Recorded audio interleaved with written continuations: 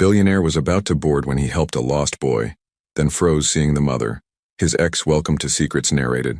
Before we begin, drop a comment telling us which city you're watching from.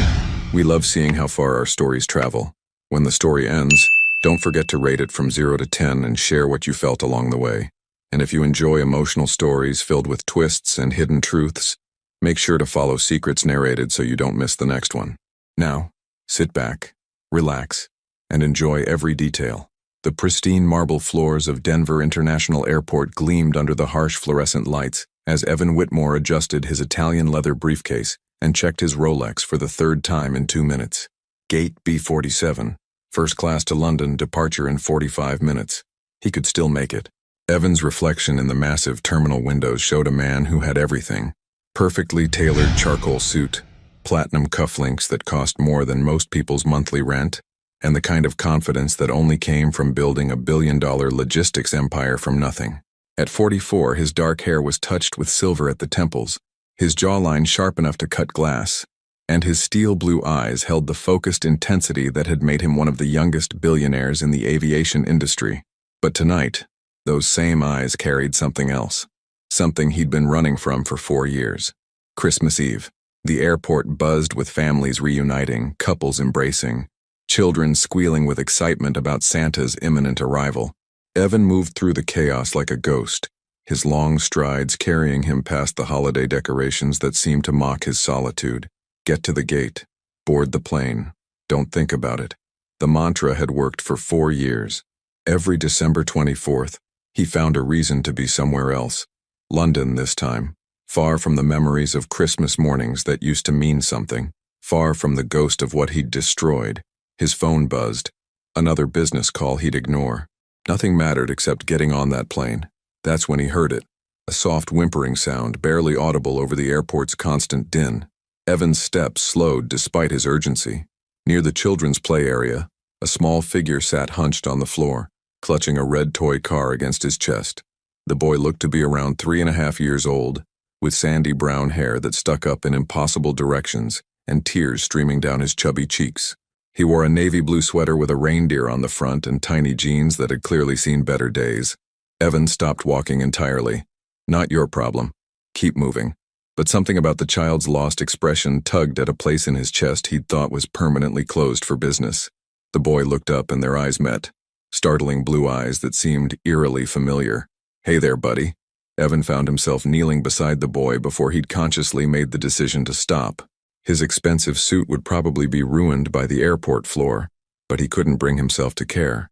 You okay? The boy sniffled and shook his head, holding up the toy car. Mama, he whispered, his voice so small it barely registered. You can't find your mama? Evan's voice gentled in a way that would have shocked his business associates. What's your name? Theo. The boy wiped his nose with the back of his hand, leaving a shiny trail across his sweater. That's a strong name. I'm Evan. He glanced around the immediate area, looking for a frantic parent. Where did you last see your mama, Theo? The boy pointed vaguely toward the food court, his lower lip trembling. She was getting coffee. Then I saw the airplane. He gestured toward the massive windows overlooking the tarmac. And then she was gone. Evan felt his chest tighten. The kid was terrified, and rightfully so. The airport was enormous, crowded, and overwhelming even for adults. Well, let's find her together, okay? Evan held out his hand, surprised by his own words. He should be boarding his flight. He should be running away, just like he always did. Instead, he was holding hands with a lost toddler. They'd barely taken 5 steps when a voice cut through the crowd like a knife through his chest. Theo, Theo! The voice was raw with panic, desperate with the kind of terror that only a mother could feel.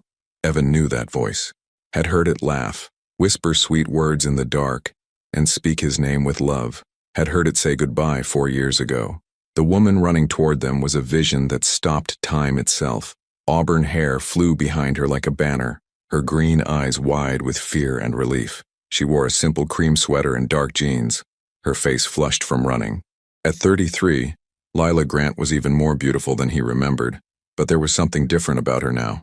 A strength, a confidence that hadn't been there before. Mama! Theo broke free from Evan's hand and ran straight into her arms. Lila dropped to her knees and swept the boy up, holding him so tightly it was as if she was trying to absorb him back into her body. "Oh God, baby, don't ever scare Mama like that again. I thought—" Her voice broke as she pressed kisses into his hair. Then she looked up. Their eyes met across the 3 feet of space that might as well have been an ocean. Lila's face went completely white, her lips parting in shock. Evan. His name fell from her lips like a prayer, a curse, and a question all at once. But it was Theo who broke the spell, pulling back from his mother's embrace to point excitedly at Evan. "Mama, this is my friend. He helped me find you." The boy's words hung in the air between them as Lila studied Evan's face, then looked down at Theo, then back up at Evan. He could see the exact moment the realization hit her, the way her breath caught, the way her arms tightened protectively around the child who had his eyes, his stubborn cowlick, his way of tilting his head when he was thinking, the child who was calling Lila Mama. Evan's world tilted off its axis as one impossible truth crashed into his consciousness like a freight train. How could you have a son who's nearly 4 years old that you never knew existed? What secrets has time been keeping? And what will Evan do when he realizes that the son he just helped find might be his own? The silence stretched between them like a taut wire, ready to snap. Airport announcements echoed overhead, but the words might as well have been in a foreign language. Evan's mind raced, calculating dates, remembering their last night together, the mathematics of biology clicking into place with brutal clarity. Lila stood slowly, Theo still in her arms, her green eyes never leaving Evan's face. She looked like a cornered animal, protective, wary, ready to bolt. "We need to talk." Evan's voice came out rougher than he intended. "No, we don't." Lila shifted Theo to her hip, the boy's small arms wrapping around her neck. "Come on, baby. We need to catch our flight." She turned to leave, but Evan stepped sideways, not blocking her path exactly, but making it clear he wasn't going anywhere. "Lila, please." The word please felt foreign in his mouth. Evan Whitmore didn't beg. He commanded, negotiated, conquered. But standing there looking at the woman who'd walked away from him and the child who might be his son, he found himself in uncharted territory. "Please what, Evan?" Her voice was steady, controlled, but he could see the tremor in her hands. "Please what? Pretend this is a coincidence? Pretend you care?" Theo lifted his head from his mother's shoulder and looked curiously between the 2 adults. "Mama, why are you sad?" The innocent question hit both of them like a physical blow. Lila's composure cracked just slightly, and Evan felt something twist in his chest. "I'm not sad, sweetheart. We just need to go." She pressed a kiss to Theo's temple, but her eyes remained locked on Evan's. "Our plane leaves soon. Where are you going?" The question escaped before Evan could stop it. "That's not your business anymore, isn't it?" He gestured toward Theo, whose blue eyes were studying him with unsettling intensity. "When's his birthday, Lila?" She went completely still. "Don't." "When?" "Evan, stop." "August 15th? He was guessing, but the way her face went pale told him he was close. "August 20th. "Stop it." Her voice was barely a whisper. "August 18th. He watched her flinch and knew he'd hit the mark. His legs felt unsteady. 9 months from their last night together. The math was simple, devastating, undeniable. Theo had been watching this exchange like a tennis match, his small head turning back and forth between them. Now he pointed at Evan with one chubby finger. "Are you coming on our airplane?" The question hung in the air like a prayer. Evan looked down at the boy, his son, Jesus Christ, his son, and felt the ground shift beneath his feet. Evan started, then stopped. What was he supposed to say? That he'd been running away from Christmas, from memories, from everything that mattered? That he'd been about to board a plane to London because he couldn't stand to be alone with his regrets for another holiday? "We have to go." Lila's voice was firmer now, but Evan could see the exhaustion in her shoulders, the weight she'd been carrying alone. "Where have you been living?" He couldn't stop the questions from coming. 4 years of wondering, of assuming she'd moved on with someone else, of convincing himself he was better off without her. "Seattle. This whole time. Evan, please, just let us go." But he couldn't. Not now. Not when everything he thought he knew about his life had just been turned inside out. "Why didn't you tell me?" The question came out louder than he intended, and Theo startled in Lila's arms. She immediately began rubbing soothing circles on the boy's back, her maternal instincts kicking in. "Keep your voice down," she hissed. "Why didn't you tell me I had a son?" "Because you didn't want one." The words exploded out of her, raw and painful. Several nearby passengers turned to look, and Lila immediately lowered her voice, but her eyes blazed with old hurt. You made that crystal clear, Evan. Children were complications, remember? Complications you couldn't afford.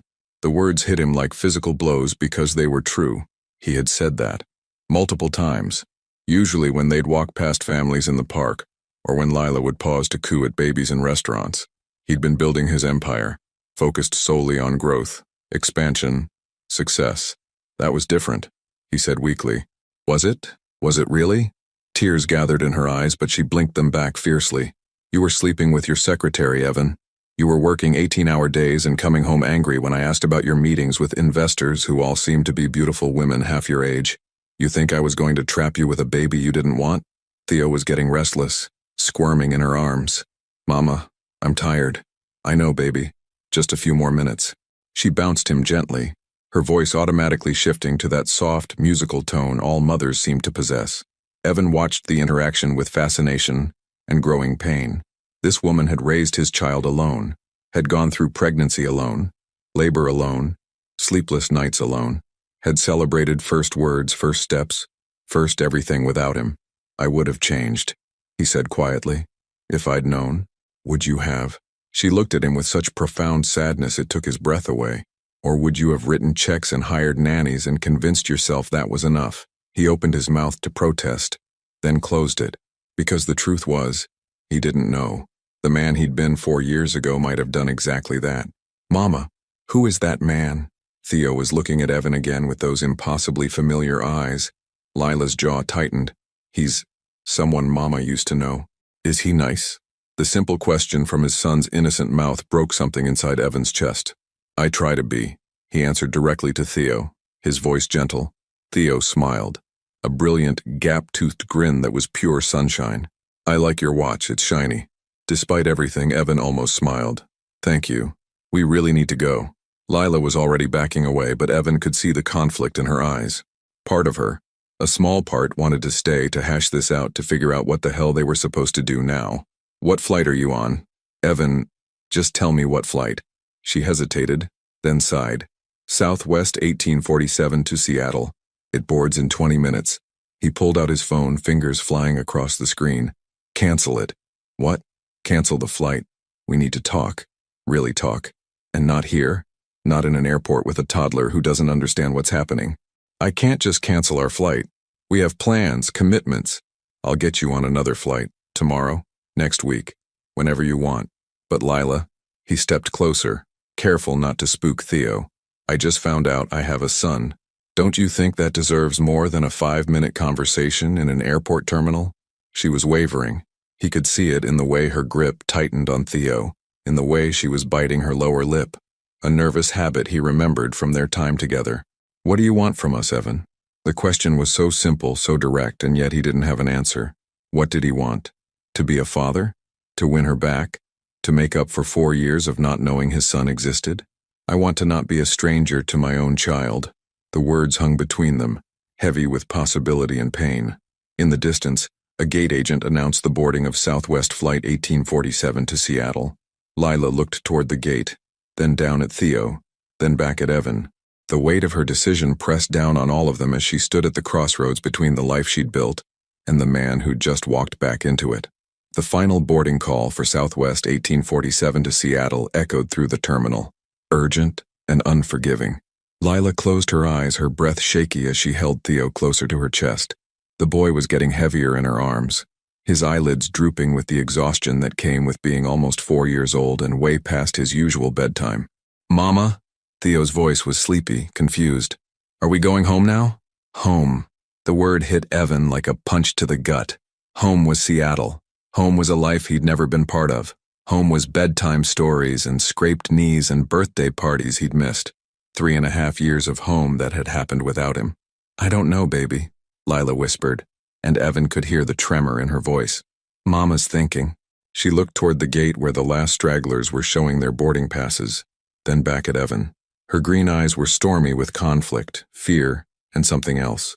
Something that looked almost like hope. If I stay, she said quietly. If I miss this flight, what then? You disappear again when you get bored? When this novelty wears off and you remember why you didn't want children in the first place? The accusation stung because it was fair. Evan had a track record of walking away when things got complicated. when emotions ran too deep, when the stakes felt too high. But looking at Theo's sleepy face, at those blue eyes that were unmistakably his own, he felt something shift inside his chest, something permanent and unbreakable. "I won't disappear," he said, and meant it more than he'd meant anything in years. "How do I know that?" Because he struggled for the words, for some way to make her understand that he wasn't the same man who had destroyed their relationship 4 years ago. "Because I've been disappearing for 4 years, Lila, running from everything that mattered, and I'm tired of running." Theo lifted his head and looked at Evan with sudden alertness. "Are you sad too?" The innocent question from his son's mouth nearly undid him completely. "Yeah, buddy, I'm a little sad. When I'm sad, Mama sings to me. Do you want her to sing to you?" Evan's throat tightened. "Maybe later." Lila was studying his face with the intensity of someone trying to solve a complex equation. He could see her weighing risks, calculating possibilities, trying to protect both herself and Theo from potential heartbreak. The gate agent made one final announcement. "Last call for Seattle." "Okay," Lila said suddenly, her voice barely audible over the airport noise. "Okay, I'll stay, but not here, not in public. And if Theo gets scared or uncomfortable, if this becomes too much for him, we leave immediately," Evan finished. "Whatever you need, whatever makes you both comfortable."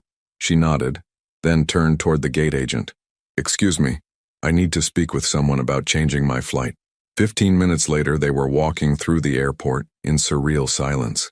Theo had perked up at the adventure of not getting on the airplane, chattering about the moving walkways and pointing at every plane they passed. Evan had arranged for a car, not his usual black sedan with a driver, but a simple rental that wouldn't intimidate a small child. "Where are we going?" Lila asked as they waited by the baggage claim for her single suitcase. "There's a hotel nearby, the Westin. They have a family suite room service, everything we need to—" He paused, realizing how presumptuous he sounded. "I mean, if you're comfortable with that, I can get you your own room, of course. Separate floors if you want." She almost smiled at his awkwardness. "One suite is fine, but I'm keeping the bedroom with Theo." "Of course." The drive to the hotel was filled with Theo's running commentary on everything they passed. "Look, Mama, Christmas lights. That building is really tall. Why is that man wearing a funny hat?" His innocent chatter filled the spaces where adult conversation should have been, providing a buffer against the tension crackling between his parents. Evan found himself stealing glances at Lila in the rearview mirror. She'd changed so much, but in ways that made her more beautiful, not less. There was a confidence about her now, a quiet strength that hadn't been there before. Motherhood had shaped her into someone formidable. The Westin was elegant but not ostentatious. Evan had chosen it deliberately to avoid overwhelming them with his wealth. The suite had a living area with a couch and coffee table, a small kitchenette, and a separate bedroom with 2 queen beds.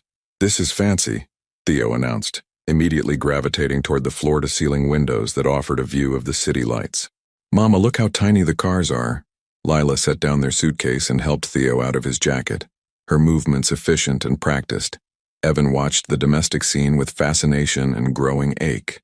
This was what he'd missed. The casual intimacy of family life, the way she anticipated Theo's needs before he voiced them. "Are you hungry, sweetheart?"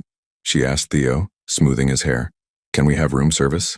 Theo's eyes were wide with the possibility. "Like in the movies? If that's okay with—" Lila glanced at Evan, seeming to remember he was there. "Whatever he wants," Evan said quickly. "Whatever you both want." They ordered simple food, grilled cheese and fries for Theo, salads for the adults, and while they waited, an awkward silence settled over the room. Theo was exploring every corner of the suite, opening drawers and touching everything with the fearless curiosity of a toddler. "He's beautiful," Evan said quietly, watching his son investigate the complimentary chocolates on the pillows. "He's everything to me." Lila's voice was fierce with maternal protection. "Tell me about him." "About everything." Lila curled up in the corner of the couch, tucking her legs under her. "What do you want to know?" "Everything. When did he start walking? What's his favorite food? Is he in preschool? Does he have friends? What makes him laugh?" The questions poured out of him, years of unknown history demanding answers. "He walked at 11 months, she began, her voice softening as she watched Theo. "Early, like he was in a hurry to see the world. His favorite food changes weekly, but right now it's pancakes with way too much syrup. He's in preschool 3 days a week and has a best friend named Maya, who's convinced they're going to get married when they turn 4. Despite everything, Evan found himself smiling. What else? He loves books, especially the ones with dragons. He can count to 20 in English and 10 in Spanish. His teacher, Mrs. Rodriguez, has been working with him. He's obsessed with airplanes, which I guess makes sense now. She gestured vaguely at Evan. He sleeps with a stuffed elephant named Mr. Peanuts and refuses to take baths without at least 6 rubber ducks. Each detail was a gift and a knife, a glimpse into the life he'd missed, the moments he could never get back. "And you?" he asked. "What have you been doing?" "Surviving," she said simply. "Working. Raising him. I'm a graphic designer now. Freelance, mostly so I can work around his schedule. We have a small apartment in Capitol Hill. Nothing fancy, but it's ours." "Lila, Mama!" Theo's voice interrupted whatever Evan had been about to say. The boy had discovered the remote control and somehow turned on the TV to a Christmas movie. "Look, Santa! Come here, baby." Lila patted the couch beside her, and Theo climbed up, snuggling against her side. The three of them sat there in the soft lamplight, watching animated reindeer dance across the screen, and for a moment, it almost felt like a family, almost felt like what they could have been. But Evan knew that underneath the temporary peace there were deeper conversations waiting, harder truths to face, and the biggest question of all, whether forgiveness was possible after 4 years of absence and a lifetime of damage already done. By the time room service arrived, Theo had fallen asleep against Lila's shoulder, his small body warm and trusting in a way that made Evan's chest ache. The Christmas movie played softly in the background, forgotten as both adults watched the rise and fall of the child's breathing. "I should put him to bed," Lila whispered, but she made no move to get up. There was something peaceful about the moment, something neither of them wanted to break. "Does he always fall asleep so easily?" Evan asked quietly. "Only when he feels safe." The words carried weight, an unspoken message about trust and security, and the life they'd built without him. Evan watched as she carefully maneuvered Theo off the couch, supporting his head as she lifted him. It was clearly a practiced movement, something she'd done hundreds of times. The boy stirred slightly but didn't wake as she carried him toward the bedroom. "There are pajamas in the suitcase," she called softly over her shoulder. Evan found himself following, drawn by curiosity and something deeper. He stood in the doorway, watching as Lila efficiently changed Theo into dinosaur print pajamas, the boy remaining mostly asleep through the process. She tucked him under the covers of one of the queen beds, kissed his forehead, and whispered something too low for Evan to hear. "What did you say to him?" Evan asked when she joined him back in the living area. "That he's safe, that I love him, and that I'll be right here when he wakes up." She settled back onto the couch, suddenly looking exhausted. "It's what I say every night." The room service cart sat between them, loaded with food neither of them seemed interested in eating. The weight of everything unsaid filled the space like fog. "Can I ask you something?" Lila's voice was tentative. "What happened to you? I mean, really happened? Because the man I fell in love with he would never have cheated on you?" Evan finished when she couldn't say the words. She nodded, her eyes fixed on her hands. Evan was quiet for a long moment, trying to find words for the slow dissolution that had happened without him even noticing. "I got lost," he said finally. "The business started growing so fast and suddenly everyone wanted something from me. Investors, clients, employees, women who saw the money before they saw me. That's not an excuse." "No, it's not." He looked directly at her. "I started believing I deserved the attention, that I'd earned the right to have everything I wanted when I wanted it. I convinced myself you'd understand, that you'd wait, that what we had was solid enough to survive my mistakes. But it wasn't." "But it wasn't," he agreed. "And by the time I realized what I was losing, you were already gone." Lila reached for her water glass, her movements careful and controlled. "Do you know what the worst part was? It wasn't even the cheating, not really. It was that you stopped seeing me. I'd try to tell you about my day and you'd answer emails. I'd suggest we go somewhere together and you'd schedule it like a business meeting. I became invisible in my own relationship." The words hit him like physical blows because they were true. Every accusation, every hurt. He remembered it all now with painful clarity. "The woman I caught you with," Lila continued. "She wasn't even the first, was she?" Evan's silence was answer enough. "I thought so." She let out a shaky breath. "I kept telling myself I was imagining things, that I was being paranoid or needy. But deep down I knew. Why didn't you leave sooner? Because I loved who you used to be. And I kept hoping that man would come back." Her voice broke slightly. "But he didn't, did he? Not until it was too late." They sat in the heavy quiet, the Christmas movie still playing its cheerful soundtrack in stark contrast to the pain filling the room. "What about after?" Evan asked. "After you found out you were pregnant?" Lila's hand moved unconsciously to her stomach as if remembering. "I was terrified. 29 years old, single, pregnant, with no family to help me. My parents died when I was 25. You remember that? No siblings. Just me and this baby I hadn't planned for. You could have called me." And said what? "Hi, Evan, I know you're busy with your empire and your secretary, but surprise, you're going to be a father to the child you never wanted?" She shook her head. "You would have written me a check and hired lawyers to make sure I never bothered you again." He wanted to protest, to say he would have been different, but the truth was she was probably right. The man he'd been then would have seen a baby as a liability, a complication to be managed rather than a miracle to be celebrated. "Tell me about when he was born," Evan said suddenly. Lila's expression softened. "August 18th, 2:47 a.m., 15 hours of labor. He was 8 pounds, 2 ounces, and he had this full head of dark hair that stuck up everywhere." She smiled at the memory. "The first time they put him in my arms, he opened his eyes and looked right at me, like he was trying to figure out if I was going to be good enough to be his mom. Were you? Good enough? I had to be. There was no one else." Her voice was fierce with remembered determination. "I read every parenting book I could find, took him to every doctor's appointment, every milestone checkup. When he got his first fever, I called the pediatrician's office 4 times in one night because I was convinced something terrible was happening." Evan found himself smiling despite the ache in his chest. "What else?" His first word was airplane. Not mama or dada. Airplane. He was 8 months old and we were at the park near SeaTac. A plane flew overhead, and clear as day he said airplane. I cried for an hour because I thought it was a sign that he missed his father, even though he'd never met you. The irony wasn't lost on either of them. Theo's obsession with planes, Evan's aviation empire, genetics expressing themselves in ways neither parent could have anticipated. "What would you have named him if you'd known about my middle name?" Evan asked. "What's your middle name?" "Theodore." Lila went very still. "You're kidding. Theodore James Whitmore. My grandfather's name. I named him Theodore because it means gift of God," she whispered. "I had no idea. So he's Theodore? Despite everything, Lila laughed. A real laugh, not bitter or sarcastic, but genuinely amused. "I guess he is. It was such a small moment, such a tiny connection, but it felt monumental, like the universe had been orchestrating this reunion long before any of them knew it." "Lila," Evan said carefully, "I know I don't have the right to ask this, and I know I can't undo the past 4 years, but I want to be in his life, in whatever way you'll allow." She studied his face for a long time, searching for something.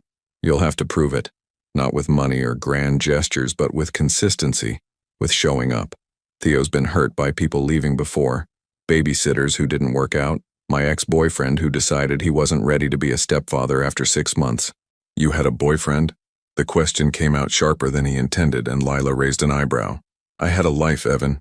I tried to move on. It didn't work out because—" She paused, looking embarrassed. "Because I apparently have terrible judgment when it comes to men. What was wrong with him?" Nothing was wrong with him. He was kind, patient, good with Theo. But he wasn't— She stopped herself, but Evan could fill in the blank. "He wasn't you." The admission hung between them, unspoken but understood. Despite everything, the betrayal, the hurt, the years of silence, some part of her had never stopped loving him. And God help him, he'd never stopped loving her either. Evan woke to the sound of small feet padding across hardwood floors, and a whispered conversation he couldn't quite make out. Sunlight streamed through the hotel curtains, and for a moment, he was disoriented, until he remembered where he was, and why. He'd fallen asleep on the couch sometime after midnight, despite Lila's offer to get him his own room. Neither of them had wanted to break the fragile connection they'd rebuilt through hours of careful conversation. "Mama, why is the man still here?" Theo's voice carried from the bedroom, curious but not afraid. "Remember I told you we were going to talk? Well, we're still talking." Lila's voice was soft, patient. "Is he going to have breakfast with us?" Evan held his breath, waiting for her answer. "Would you like that?" "Yes. Can we order room service again? With pancakes?" Evan found himself smiling before he was fully awake. His son wanted to have breakfast with him. Such a simple thing, but it felt like winning the lottery. He heard movement in the bedroom. Then Theo appeared in the doorway, still in his dinosaur pajamas but wide awake, and ready to explore. When he saw Evan on the couch, his face lit up with genuine delight. "You're still here." "I'm still here," Evan confirmed, sitting up and trying to smooth down his wrinkled dress shirt. He probably looked like hell, but Theo didn't seem to care. "Are you hungry? Mama says we can have pancakes." "That sounds perfect." Lila emerged from the bedroom looking effortlessly beautiful in jeans and a soft green sweater that brought out her eyes. Her auburn hair was pulled back in a messy bun, and she had the kind of natural glow that didn't need makeup. "Good morning," she said, and there was something different in her voice, less guarded than yesterday. "Good morning. Did you sleep okay?" "Better than I expected." She moved to the kitchenette and started a pot of coffee. Theo's convinced that since it's Christmas morning and there's snow outside, today is going to be magical. Evan looked out the windows and saw that she was right. Soft white flakes were falling steadily, blanketing the city in pristine white. He might be onto something. "Mama, can we build a snowman later?" Theo bounced on his toes with excitement. "We'll see, baby. We need to figure out our plans for the day." Evan felt a stab of panic. Plans. Reality. The fact that this perfect bubble couldn't last forever. "What time is your rescheduled flight?" he asked. "Tomorrow evening." She didn't look at him as she said it. "I figured we needed more than 12 hours to figure things out." Relief flooded through him. A whole day. 24 more hours to prove himself, to show both of them that he'd changed. "Can I take you somewhere today? Both of you?" The invitation came out before he'd fully formed the thought. Lila paused in her coffee making. "Where?" "I don't know. Wherever Theo wants to go." "What do you like to do on Christmas, buddy?" Theo scrunched up his face in concentration. "We usually go to the zoo, but the zoo here might be closed because of Christmas." "What about the aquarium?" Evan suggested. "The downtown aquarium is open on holidays. They have sharks and stingrays, and this tunnel you can walk through where fish swim all around you." "Really?" Theo's eyes went wide with wonder. "Really? And after that, maybe we could drive around and look at Christmas lights. I bet this city has some pretty amazing displays." "Can we, Mama? Please, please, please." Lila looked between Theo's hopeful face and Evan's careful expression. "I suppose that would be okay, but first breakfast. And you need to get dressed." "I'll order room service," Evan said, reaching for the phone. "Pancakes for the birthday boy." "It's not my birthday." Theo giggled. "That was in August." "Oh, right. Pancakes for the Christmas boy, then." As they waited for breakfast to arrive, Evan found himself on the floor with Theo, playing with the toy cars the boy had brought in his backpack. It was surreal, watching his son create elaborate scenarios involving crashes and rescues complete with sound effects and dramatic commentary. "This one is the daddy car," Theo said, holding up a blue sports car. "And this is the mama car." He showed Evan a red sedan. "And this is the baby car." A tiny yellow taxi completed the family. "What do they do together?" Evan asked, genuinely curious about how his son's mind worked. "They go on adventures, and when the baby car gets scared, the daddy car protects him, and the mama car sings songs to make him feel better." The simple innocence of it broke Evan's heart and filled it at the same time. This was what family was supposed to be. Protection, comfort, presence. "That sounds like a perfect family," Evan said quietly. "Yeah," Theo agreed enthusiastically. Then he looked up at Evan with those serious blue eyes. "Are you somebody's daddy?" The question hung in the air like a live wire. Lila stopped moving in the kitchenette, clearly listening. Evan met his son's gaze steadily. "I think I might be. I'm still figuring it out." "Oh," Theo seemed to consider this. "Being a daddy looks hard?" "Why do you say that?" "Because Maya's daddy is always tired, and sometimes he gets grumpy when Maya asks him to play. But he still loves her a lot." "How do you know he loves her?" "Because he always comes back. Even when he has to go to work or go on trips, he always comes back." The wisdom in his son's simple words hit Evan like a physical blow. Love wasn't about grand gestures or perfect moments. It was about showing up. Consistently. Reliably. Even when it was hard. "You're very smart," Evan told him.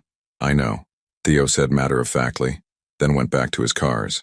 Breakfast arrived in a flurry of covered dishes and impressive presentations. Theo's pancakes came with whipped cream and strawberries arranged in a smiley face, which delighted him so much he insisted on taking a picture with Lila's phone before eating them. "This is the best Christmas ever," he declared through a mouthful of pancakes and syrup. "Even without presents?" Lila asked, cutting up his food into smaller pieces. "We don't need presents. We have pancakes and snow and..." He looked at Evan thoughtfully. And new friends. New friends. Not daddy, not family, but friends.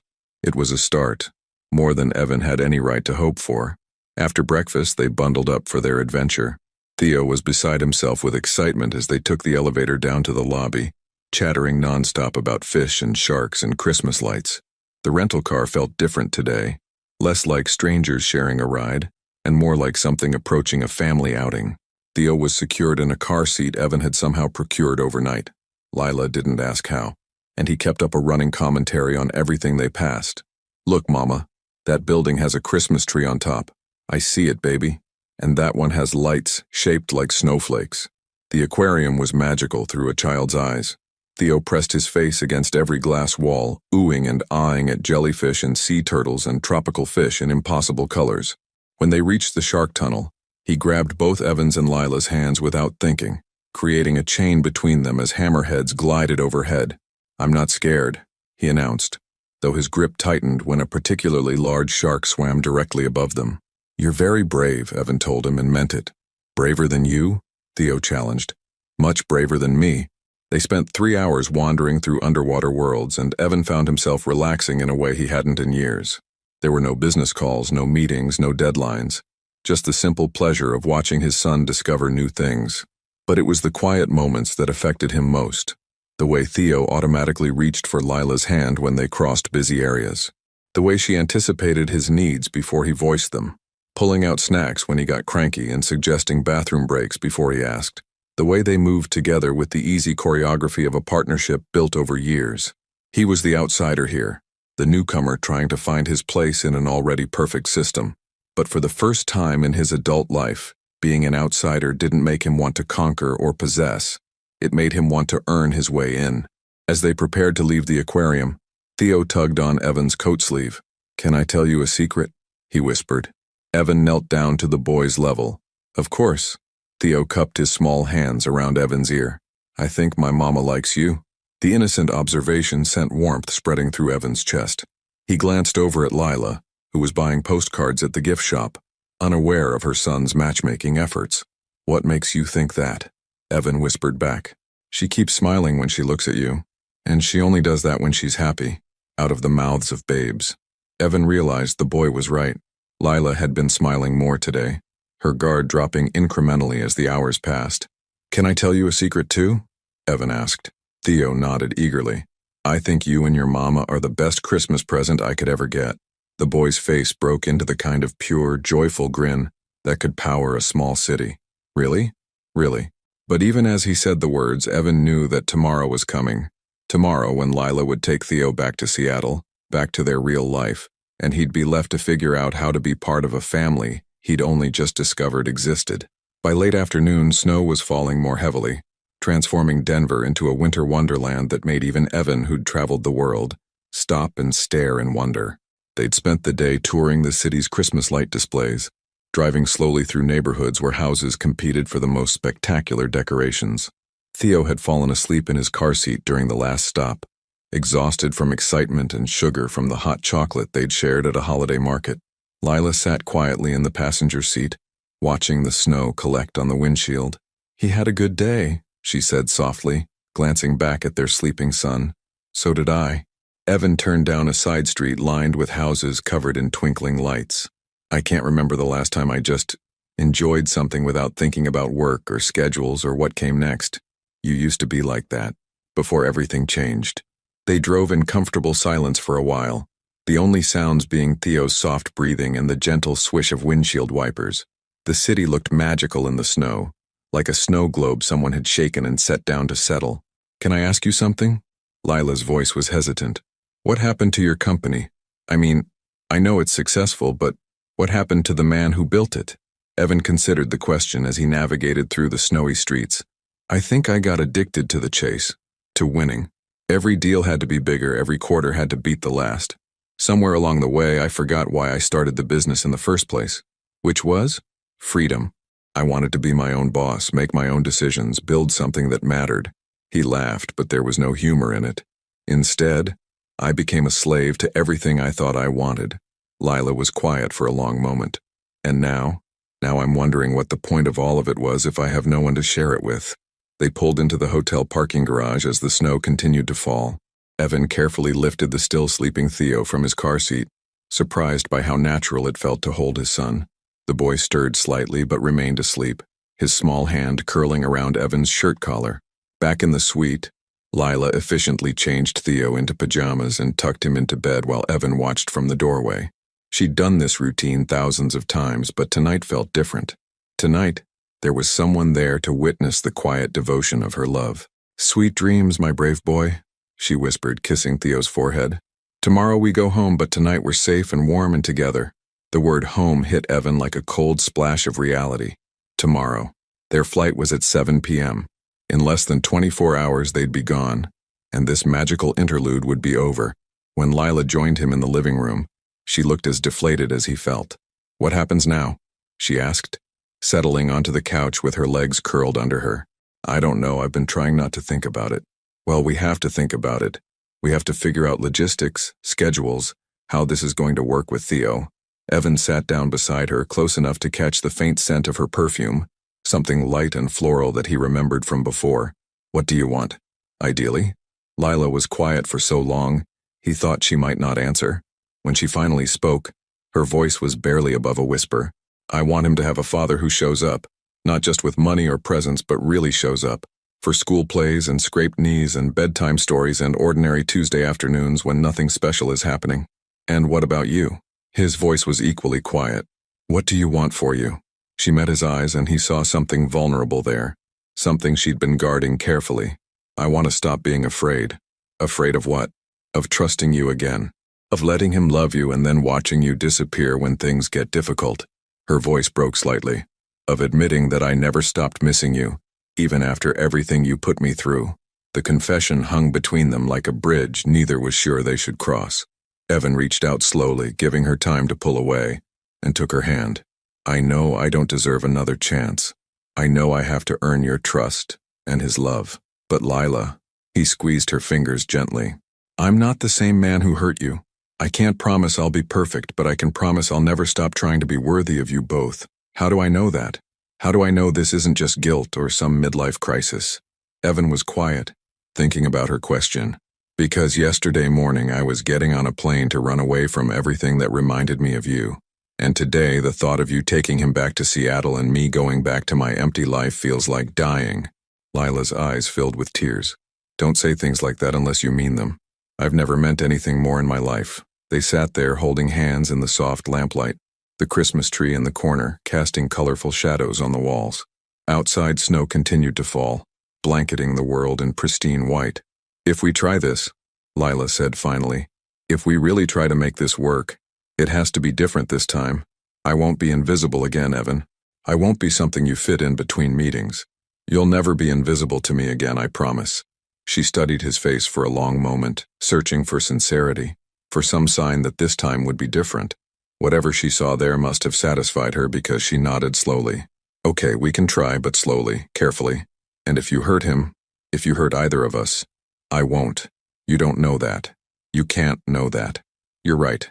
I can't know it, but I can choose it. Every day, every moment. I can choose to be the man you both deserve." As if summoned by their conversation, a small voice called from the bedroom. "Mama? I'm here, baby," Lila called back, but Theo appeared in the doorway, rubbing his eyes. "I had a dream about sharks," he said sleepily. "But they were nice sharks who wanted to be friends." Lila smiled, opening her arms. "Come here, dreamer." But instead of going straight to his mother, Theo looked at Evan. "Will you still be here in the morning?" The question was so simple, so trusting, that it nearly broke Evan's heart. "If you want me to be." "I do," Theo said matter-of-factly, then climbed onto the couch between them. And there they sat, three people who were still figuring out how to be a family but who were finally brave enough to try. Evan woke to the sound of his phone buzzing insistently on the coffee table. For a moment he was disoriented. Sunlight streaming through unfamiliar windows, a small warm body pressed against his side, the scent of coffee brewing somewhere nearby. Theo had apparently migrated from his bed to the couch sometime during the night, and was now sprawled across Evan's chest, one small hand fisted in his shirt. The sight of his sleeping son filled Evan with such overwhelming tenderness that he almost ignored the phone. Almost. But years of being on call for his business had trained him to respond to that particular ringtone, his assistant's emergency line.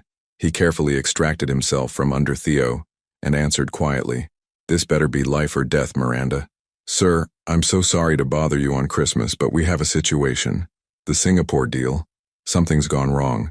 The investors are threatening to pull out and they're demanding a face-to-face meeting. Today." Evan closed his eyes, feeling the familiar weight of responsibility settling back onto his shoulders. "Today is Christmas." "I know, sir. I tried to explain that, but they're saying if you're not on a plane to Singapore within 12 hours, they're walking. This is the Morrison account. It's worth $300 million. $300 million. Enough to fund his company's expansion for the next 5 years. Enough to secure the jobs of his 800 employees. The old Evan would have been packed and headed to the airport within the hour. "Sir, are you there?" "I'm here." He glanced toward the bedroom where Lila was emerging, her hair tousled from sleep, wearing an oversized t-shirt that somehow made her look even more beautiful. "Should I have the jet prepared?" Miranda pressed. Lila's eyes found his, and he saw understanding dawn on her face. She'd heard enough to know what this call meant. Her expression didn't change, but something shuddered behind her eyes. "Give me 2 hours," he said finally. "I'll call you back." He hung up and found Lila staring at him with the careful blankness she'd perfected during their relationship, the look that meant she was protecting herself from disappointment. "You have to go," she said simply. "I don't know. Maybe. It's complicated. It always is." She moved to the kitchenette, her movements sharp and efficient. "Coffee?" "Lila, let me explain." "There's nothing to explain. You have a business to run. Important deals. I understand." But her tone suggested she understood all too well, understood that despite everything they'd talked about last night, nothing had really changed. "Mama?" Theo sat up on the couch, his hair sticking up in impossible directions. "Why do you sound sad?" "I'm not sad, baby. Just tired." She poured coffee into a mug with hands that weren't quite steady. "How did you sleep?" "Good. I dreamed about flying in airplanes with the sharks from yesterday." He looked around the room, his gaze settling on Evan. "Oh, you're still here?" "I'm still here," Evan confirmed, though the words felt hollow now. "Are we going to have more pancakes?" The innocent question hung in the air as Evan felt the weight of the decision crushing down on him. $300 million, 800 jobs, the biggest deal his company had ever negotiated. Or Christmas morning with the son he'd just discovered and the woman he'd never stopped loving. "Actually, sweetie," Lila said carefully, "we need to talk about today. We need to pack our things and get ready to go home." "But I don't want to go home yet." Theo's face crumpled with confusion. "I want to stay and play with Evan." "I know. But sometimes we have to do things we don't want to do." Evan felt something sharp and painful twist in his chest. "What if we didn't have to?" Both Lila and Theo looked at him. "What if you both came with me?" "To Singapore?" Lila's coffee mug hit the counter harder than necessary. "Are you serious?" "Why not? Theo's never been on a plane, have you, buddy? We could make it an adventure." "Really?" Theo bounced on the couch. "We could fly in an airplane? A real one?" But Lila was shaking her head. "Absolutely not." "Why not?" "Because I'm not going to drag my son halfway around the world for a business meeting. Because I have responsibilities in Seattle. Work, his preschool, our life. Because this is exactly what I was afraid of." "What do you mean?" "You're doing it again, Evan. Making decisions about our lives without consulting us. Assuming we'll just rearrange everything to fit your schedule. That's not what I'm doing, isn't it?" Her voice was rising, and Theo was watching them with wide, worried eyes. "Not 12 hours ago. You promised me I'd never be invisible again. And now you're expecting me to drop everything and follow you across the globe because it's convenient for you. It's not about convenience. It's about not wanting to leave you. Then don't leave." The simple words hit him like a slap. "Don't leave. Choose us. Choose this. It's $300 million, Lila. I can't just—" And there it is. Her voice went quiet, deadly calm. "When it comes down to it, the money wins. It always wins with you. That's not fair. This isn't just about money. It's about 800 people who depend on me for their jobs. And what about the one little person who's depending on you to be his father?" They stared at each other across the suite, years of old hurts and new hopes colliding in the space between them. Theo had gone very quiet on the couch, his toy car clutched tight in his small fists. "I have an idea," Evan said finally. "What if I send my CFO instead? Marcus has been with me for 10 years. He knows this deal inside and out. Can you do that? I don't know. Maybe. I'd be taking a huge risk. And if the deal falls through? Evan looked at his son, who was watching him with those serious blue eyes that were so much like his own. Then it falls through. $300 million, Evan. You'd really risk that? He moved to the couch and sat down beside Theo, who immediately climbed into his lap. You want to know what I've learned in the past 2 days? Money can't buy Christmas morning pancakes with your son. It can't buy the look on your face when you're proud of me. It can't buy back 4 years of bedtime stories I missed. Lila's eyes were bright with unshed tears. You don't know that this will work. We don't know if we can make this work. No, we don't. But I know that if I get on that plane today, we'll never find out. He looked down at Theo, who was playing with his watch. And I'm tired of running away from the only things that actually matter. The phone rang again. Miranda, no doubt wondering what was taking so long. Evan looked at it, then at Lila, then at his son, and for the first time in his adult life, he let it go to voicemail. Mama, Theo said quietly, are you and Evan going to keep fighting? Lila's face crumpled. No, baby, we're not fighting. We're just trying to figure some things out. Grown-ups are weird, Theo observed matter-of-factly. Despite everything, both Evan and Lila laughed. Yes, Lila said, wiping her eyes. We really are. Evan's phone buzzed with a text, then another. He could feel the weight of his business empire pulling at him, demanding his attention, his presence, his life. But for once, something else was pulling harder. Evan's phone had been buzzing nonstop for 20 minutes. Texts from Miranda, calls from board members, emails marked urgent flooding his inbox. The Singapore investors were getting impatient, and his entire company was in crisis mode. But he was sitting on the hotel room floor, building a tower out of coffee stirrers with his son, and he'd never felt more at peace. Higher, Theo demanded, carefully placing another stirrer on top of their precarious construction. Make it touch the ceiling. I don't think we have enough stirrers for that, buddy. Then we need to call room service and ask for more. Lila was curled up in the armchair, watching them with an unreadable expression. She'd been quiet since their argument earlier, processing everything that had happened. Evan's phone rang again. This time it was Marcus, his CFO.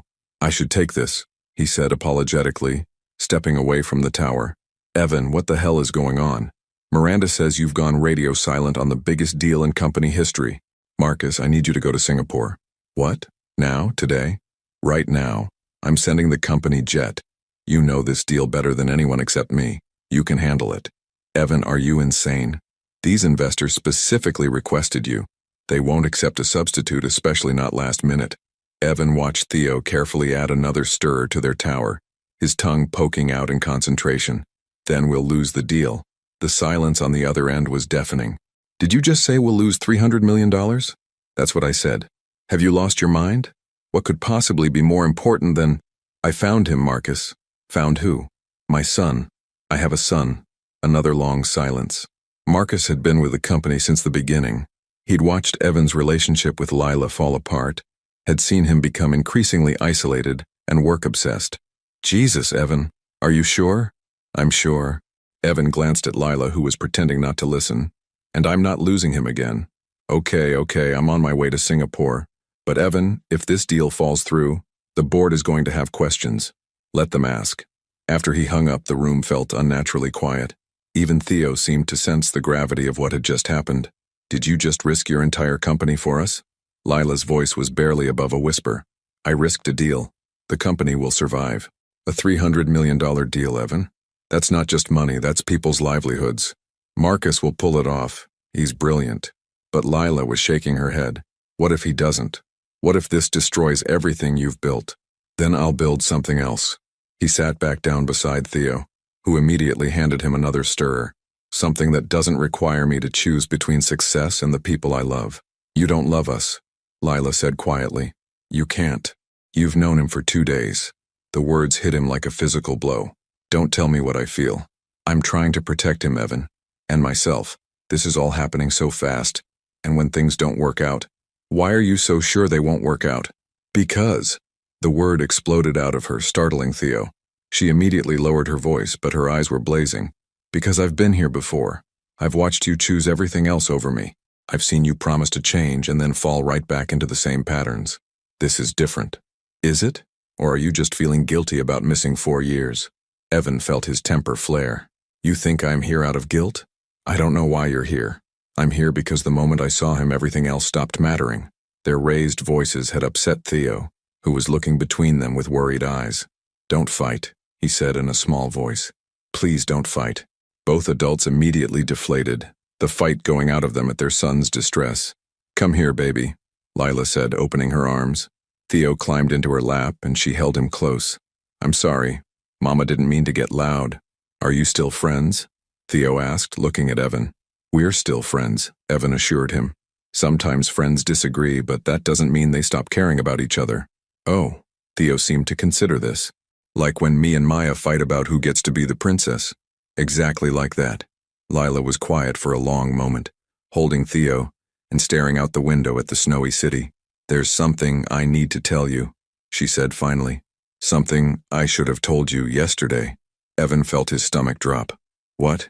When I was pregnant? When I decided not to tell you? It wasn't just because I thought you didn't want children. Then why? She took a shaky breath. Because I overheard you on the phone with your lawyer. About a prenup. Evan frowned. What prenup? You were asking him about protecting your assets if we got married. About making sure no one could come after your money if things didn't work out. Her voice was barely audible. You were planning to propose, but you were also planning to protect yourself from me. The memory hit him like a freight train. He had been thinking about proposing, had even bought a ring, but his lawyer had insisted on discussing asset protection, had filled his head with stories about wealthy men who'd lost everything in divorces. Lila, I wasn't trying to protect myself from you, I was just being practical. I know, but it told me everything I needed to know about what kind of marriage we'd have. One where you'd always be looking for the exit, always protecting yourself from the risk of really trusting me. So when you found out you were pregnant, I knew that if I told you, you'd marry me out of obligation, and you'd resent both of us for trapping you. Tears were streaming down her face now. I couldn't live with that. I couldn't raise a child in a marriage where I was seen as a liability. Evan felt like the ground had been pulled out from under him. All these years he'd thought she'd left because she couldn't handle his success, but she'd left because she thought he saw her as a threat to it. I never got to explain, he said quietly, about the prenup conversation. What was there to explain? That I told him no, that I fired him the next day and found a new lawyer. He met her eyes. That I threw the prenup papers in the trash because the idea of not trusting you completely felt like the worst kind of betrayal. Lila went very still. You... what? I never wanted a prenup, Lila. That was my father's voice in my head. My lawyer's paranoia. The moment I really thought about it, about what it would mean to start our marriage from a place of distrust, he shook his head. I couldn't do it. But I heard you. You heard me asking questions. You didn't hear me rejecting every answer he gave me. The color drained from her face as the implications hit her. Oh God, Evan, I'm so sorry. You thought I was already planning our divorce before I'd even proposed. She nodded, unable to speak. I was going to propose on your birthday, he said softly. I had it all planned. Dinner at that little Italian place you loved, then a walk through the park where we had our first date. I was going to tell you that you were the only sure thing in my uncertain world. I ruined everything, she whispered. We both did. We stopped talking to each other and started making assumptions instead. Theo had been listening to this exchange with the intense focus children brought to adult conversations they didn't quite understand. Does this mean you're not friends anymore? He asked worriedly. Lila and Evan looked at each other across 4 years of misunderstanding and hurt. I think, Evan said carefully, it means we're figuring out how to be friends again. 2 hours later, Evan's phone rang with news that would have destroyed the old version of himself. The Singapore deal is dead, Marcus said without preamble. They walked. Said if you couldn't be bothered to show up personally, they'd find someone who valued their business. Evan was quiet for a moment, processing the loss of the biggest contract in his company's history. Theo was napping on the couch beside him, and Lila was in the shower giving them both space after the emotional revelations of the morning. How bad? He asked finally. Bad. The board is calling an emergency meeting.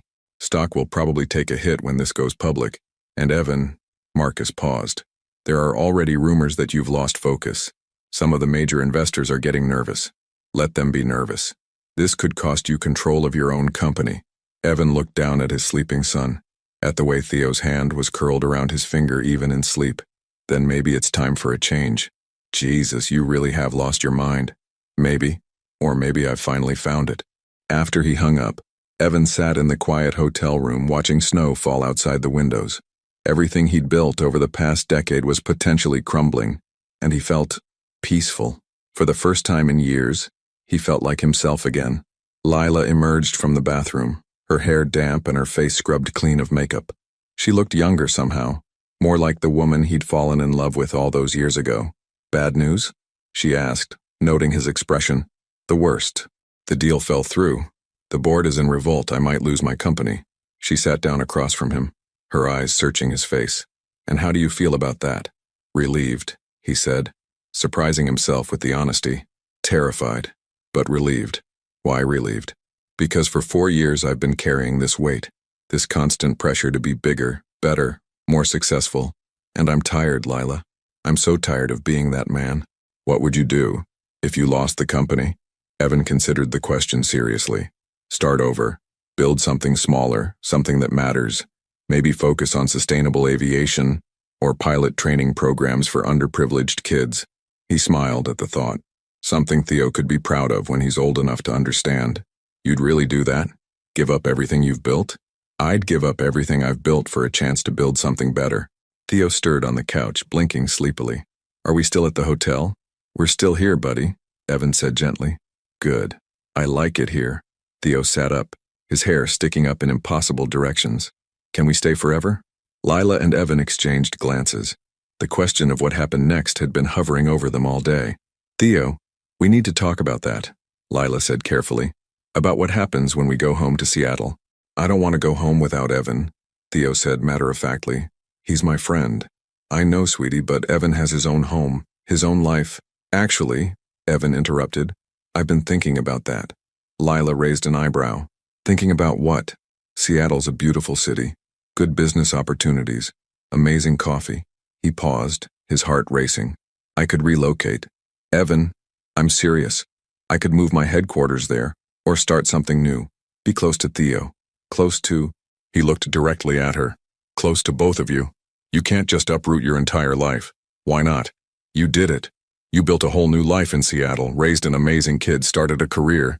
If you can do it, so can I." Theo was bouncing with excitement. "Would you live near us? Could I see you every day?" "If your mama says it's okay." All eyes turned to Lila, who looked overwhelmed by the magnitude of what they were discussing. "This is crazy," she said. "You're talking about moving across the country for people you've known for 3 days. I'm talking about moving across the country for my family." The word hung in the air between them. Family. Not just his son, but all of them together. "We're not a family, Evan. We're figuring out what we are. Then let's figure it out together. In the same city. In the same time zone." He leaned forward, his voice gentle but determined. "I spent 4 years running away from you, from us, from everything that mattered. I don't want to spend another day doing that. What if it doesn't work out?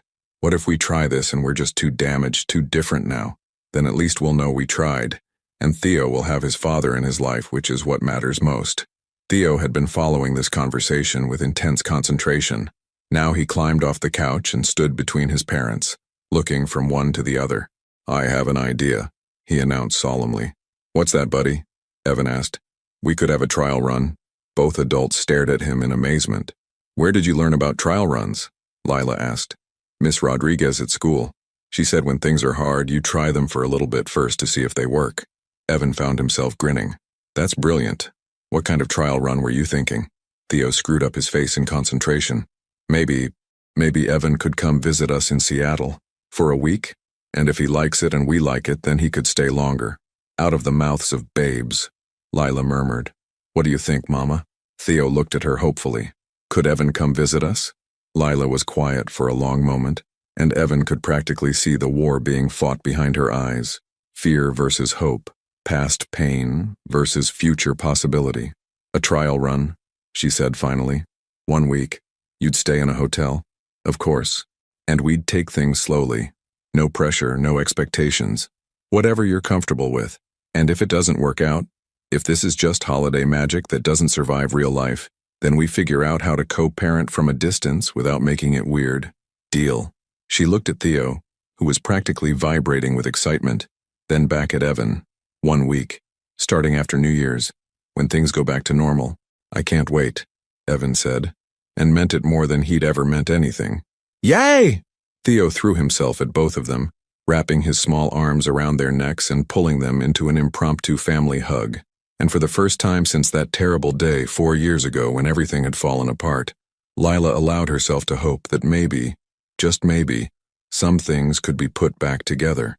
6 months later, Evan stood in the kitchen of a modest townhouse in Seattle's Capitol Hill neighborhood, making pancakes while 4-year-old Theo sat at the breakfast bar, chattering about starting kindergarten in the fall.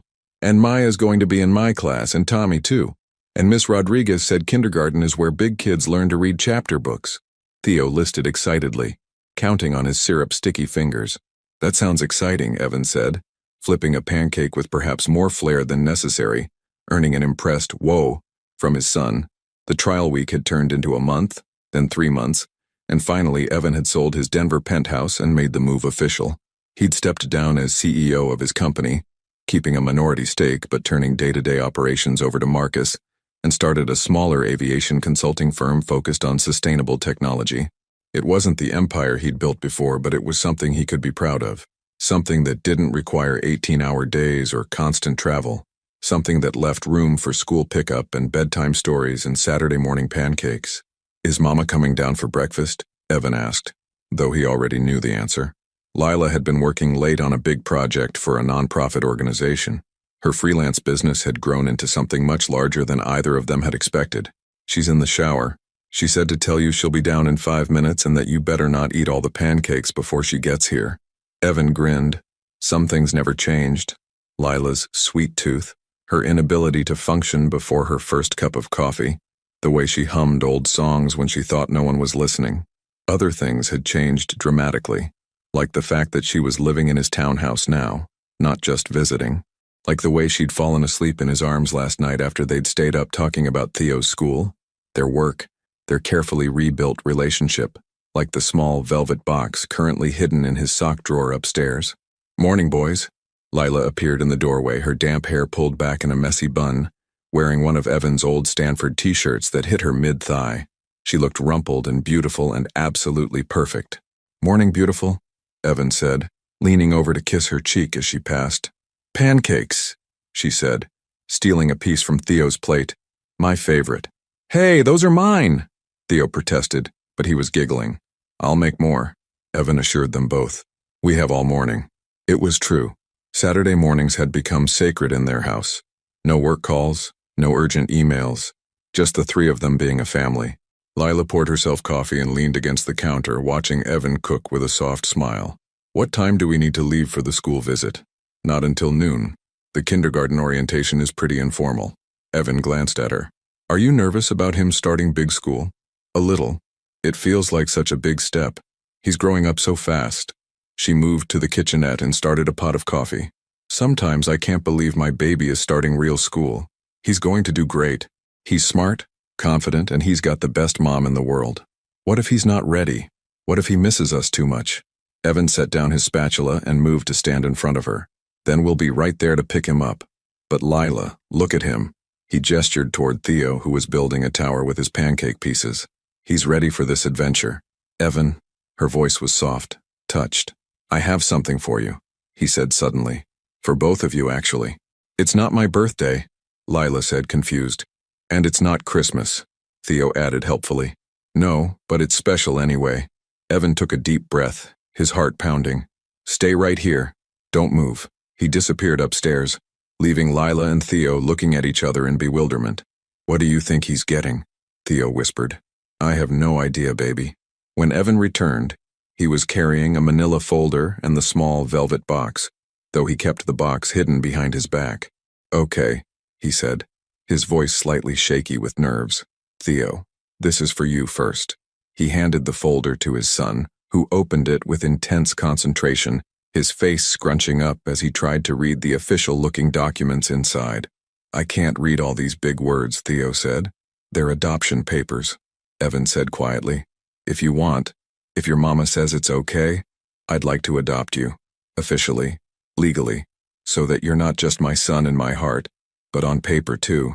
Theo's eyes went wide. Does that mean you'd be my real daddy? I'm already your real daddy, buddy. This just makes it official. Yes, Theo launched himself at Evan, wrapping his arms around his neck. Yes, yes, yes. I want that. Lila was crying, her hand pressed to her mouth. Evan, are you sure? The legal process, the paperwork. I've never been more sure of anything in my life. He turned to her, still holding Theo. Which brings me to what I wanted to give you. He set Theo down and pulled out the velvet box, dropping to one knee right there in their kitchen with pancakes burning on the stove and morning sunlight streaming through the windows. Lila Grant. 4 years ago, I was an idiot who almost lost the most precious thing in his life.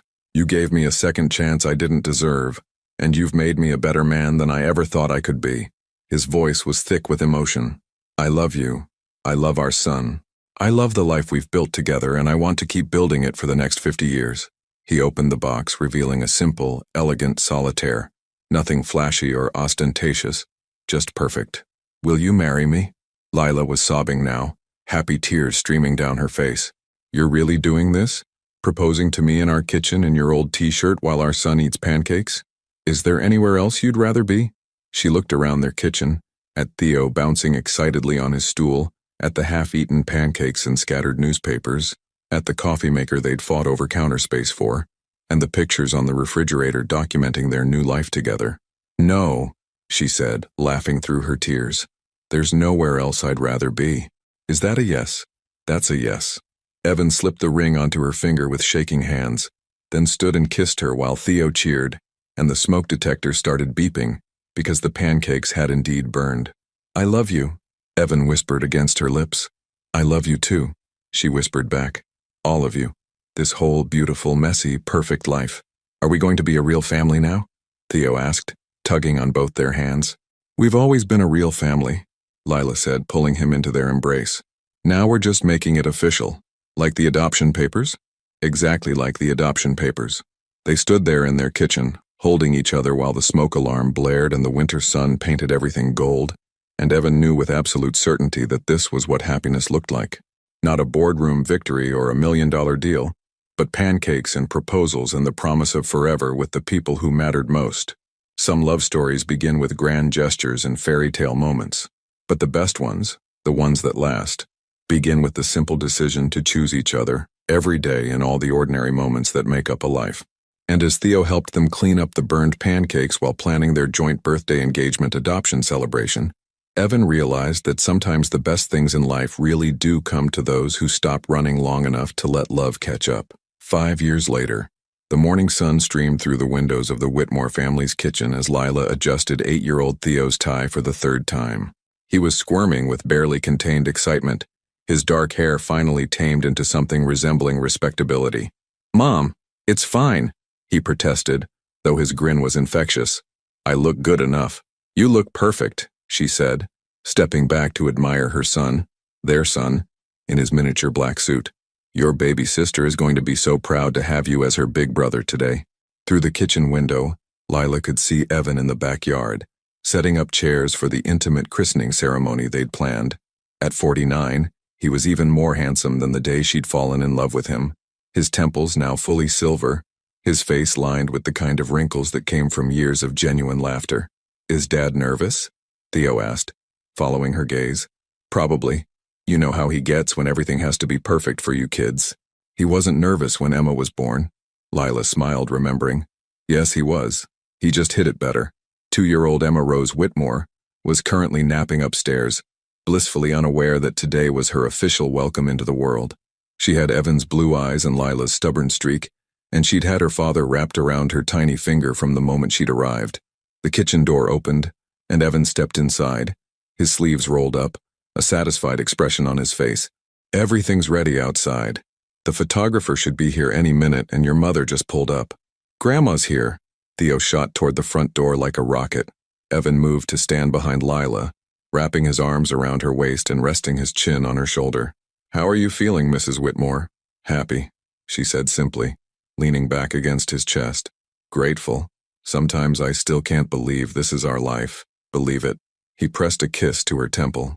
We've earned every moment of it. The past 5 years had been everything Lila had hoped for and more. Evan had built his new company into a moderate success. Not the empire his old firm had been, but something sustainable, ethical, and personally fulfilling. They'd bought this house together, gotten married in a small ceremony in their backyard, and welcomed Emma after 2 years of trying. But more than the milestones, it was the everyday moments that proved they'd gotten it right this time. Evan coaching Theo's Little League team. Family dinners without phone interruptions. Saturday morning pancakes that had become a sacred tradition. The way Evan still brought her coffee in bed every morning. The way he'd learned to braid Emma's hair. The way he never missed a single important moment in their children's lives. Do you ever miss it? Lila asked quietly. The corporate world? The deals? The power? Never. His answer was immediate and certain. That man I used to be. He was successful, but he was miserable. He had everything except what mattered most. What matters most? This. You. Them. Coming home to people who love me not because of what I can provide, but because of who I am when I'm with them. Emma's cry came through the baby monitor, signaling the end of her nap.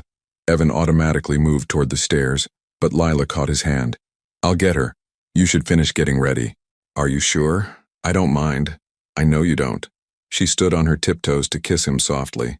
That's why you're such a good father. Upstairs, Emma was standing in her crib, her dark curls wild with sleep, her arms reaching immediately for her mother. Mama! Hello, my beautiful girl, Lila cooed, lifting her daughter into her arms. Are you ready for your big day? As she changed Emma into the christening gown that had been Lila's grandmother's, she couldn't help but think about that Christmas Eve 5 years ago when everything had changed. If someone had told her then that she'd end up here, married to Evan with 2 children and a life full of love and laughter, she never would have believed it. But fairy tales, she'd learned, didn't always start with once upon a time. Sometimes they started with heartbreak and second chances and the courage to trust again. Mrs. Whitmore? Evan's voice came from downstairs. Our guests are arriving. Coming, she called back, settling Emma on her hip. The ceremony was perfect in its simplicity. Close friends and family gathered in their backyard, sharing stories and promises about the beautiful little girl who would grow up surrounded by love. Theo held Emma during the blessing, his protective big brother instincts already strong, and Lila felt her heart nearly burst with pride and joy. As the afternoon sun began to set and their guests mingled over champagne and cake, Evan found Lila sitting on their back porch watching Emma toddle around the yard while Theo chased bubbles. Penny for your thoughts, he said, settling beside her. Just thinking about time, how fast it goes, how much can change. She looked at him, this man who'd traveled halfway across the country to build a new life with her. Do you remember what you said that first morning in the hotel? About not wanting to be a stranger to your own child? I remember. Look at you now. She gestured toward the yard where Emma had discovered a flower and was trying to show it to everyone within reach. She adores you. Theo thinks you hung the moon. You're not just their father. You're their hero. Evan was quiet for a moment, watching his children with wonder that hadn't dimmed even after all these years. They saved me, you know. Both of you did. I was so lost before I found you again. We saved each other. As the evening wound down and they tucked their children into bed, Lila reflected on the journey that had brought them here. It hadn't been easy. Rebuilding trust never was. There had been arguments and misunderstandings, moments when old fears crept in and threatened to derail everything they were building. But they'd learned to talk through the hard things, to choose each other even when it was difficult, to remember that love wasn't just a feeling but a daily decision. Now as she stood in the doorway watching Evan read bedtime stories to both children, Emma curled on his lap, Theo snuggled beside him. She knew with absolute certainty that every struggle had been worth it. Some love stories end with the wedding. The best ones, the ones that matter, begin there. Because real love isn't about the grand gesture or the perfect moment. It's about showing up day after day, year after year, for all the ordinary magic that makes up a life shared. And as Evan looked up and caught her watching them, his face breaking into that smile that still made her heart skip after all these years, Lila knew that their story was far from over. It was just beginning. Would you have made the same choice Evan did, giving up everything for love? Sometimes the greatest success isn't measured in dollars or deals, but in the laughter of children and the trust of the person who chooses to build a life with you. Your participation means a lot to the channel. Please share your thoughts in the comments. Thank you for watching. If you enjoyed the story, please subscribe to our channel and leave a comment below letting us know what you thought. Your feedback and support mean a lot to us. Stay tuned for more exciting stories.